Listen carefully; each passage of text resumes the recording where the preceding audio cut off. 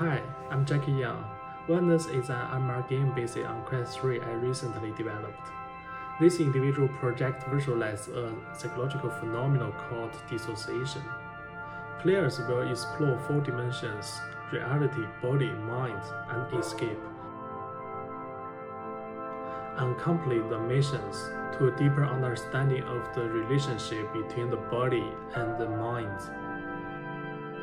Visualization is an important part of dissociation, so it's a good choice to show the audience the real space. So I choose MR as a medium and use hand tracking to operate it. And in this project, I always focus on increasing spatial immersion.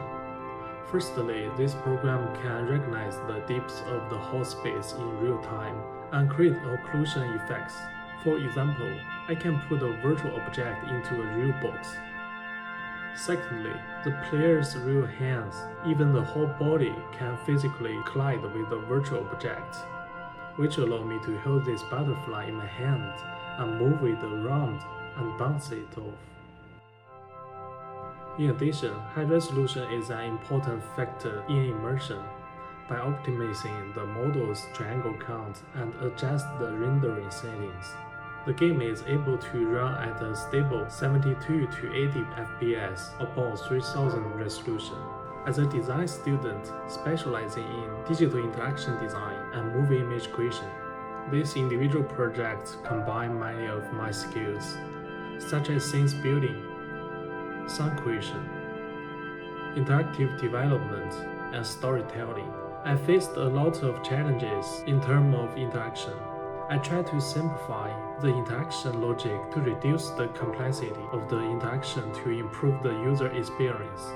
In the beginning, the player can simply get used to the interactions in the lobby, and I try to develop more possibilities for the simplest interactions. For example, the player can stop time in the mine scene, which is not only a cool visual experience, but also relate to the whole story concept.